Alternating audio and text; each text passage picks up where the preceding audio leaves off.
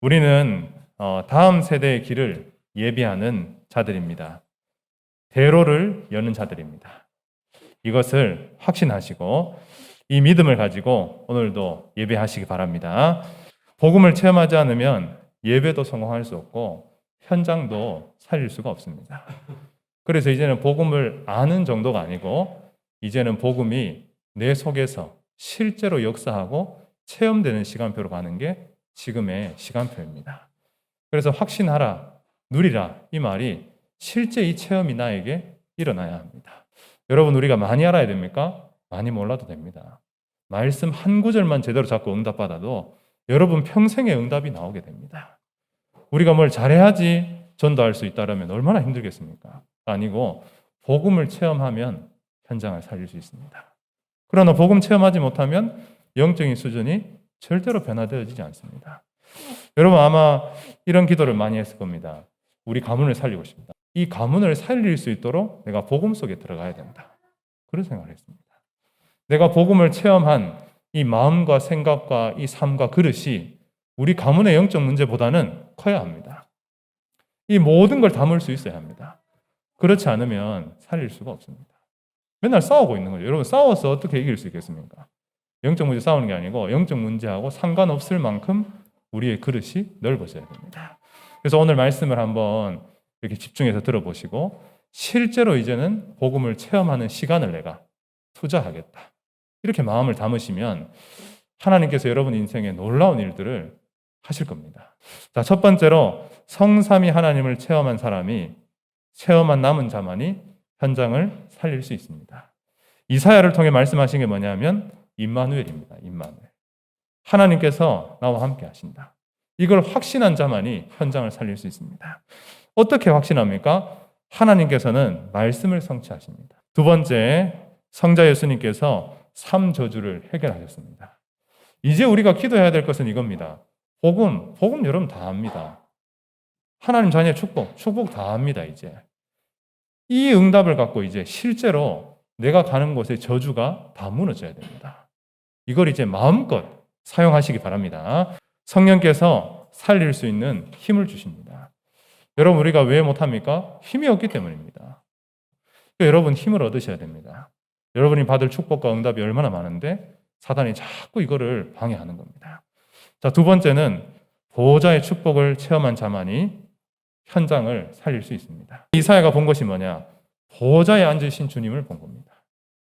근데 더 중요한 건 이 보호자에 앉으신 주님이 지금 나와 함께 하신다라는 걸 본 겁니다. 보호자에 앉았다. 이 의미가 굉장히 중요합니다. 왜냐하면 최고 높은 자리.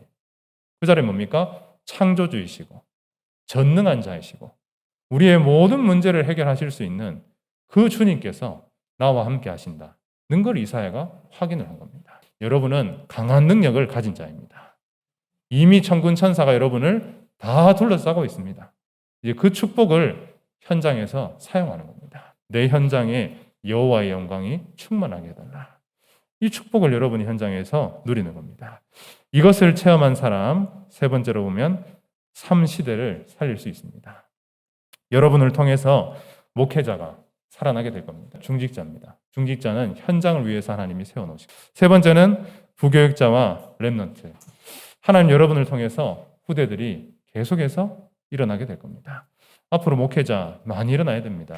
렘넌트 계속 일어나야 됩니다. 우리가 이 일을 위하여 하는 겁니다. 만약에 이러한 부분이 없다면 우리가 굳이 신앙생활을 할 필요가 없죠. 부대가 없는데.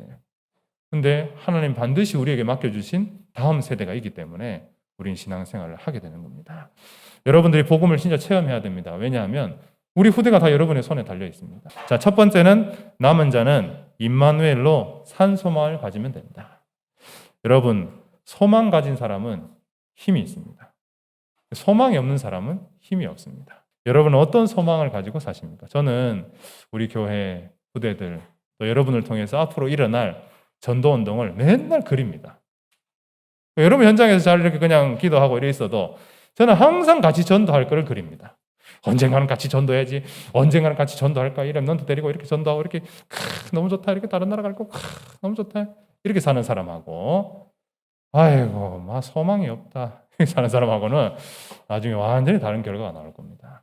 우리가 기도를 왜 합니까? 하나님 앞에 고요하고 평안한 시간을 가지면 내가 강건해지고 내가 여기 있는 곳의 의미도 알게 되고 소망도 가지게 됩니다. 교만 악행하지 말고 하나님을 의지하고 남은 자들은 반드시 돌아와서 여호와께 찬송하고 예배할 것이다. 하나님이 소수의 남은 자를 준비시켜 놨습니다. 그리고 두 번째는 남은 자는 뭐만 구하면 되냐? 은혜만 구하면 됩니다. 은혜를 구할 때 욕심을 버리고 임마누엘로 채우고 말씀 잡은 남은 자들을 통해서 새롭게 시작하신다. 여기서 중요한 건 또 뭘 말씀하셨냐면 세상을 의지하지 말고 은혜만 구해라. 이런 말씀하셨습니다. 우리가 세상 방법으로 살면 절대 세상 이기지 못합니다. 복음을 체험하면 그들을 살릴 수 있습니다.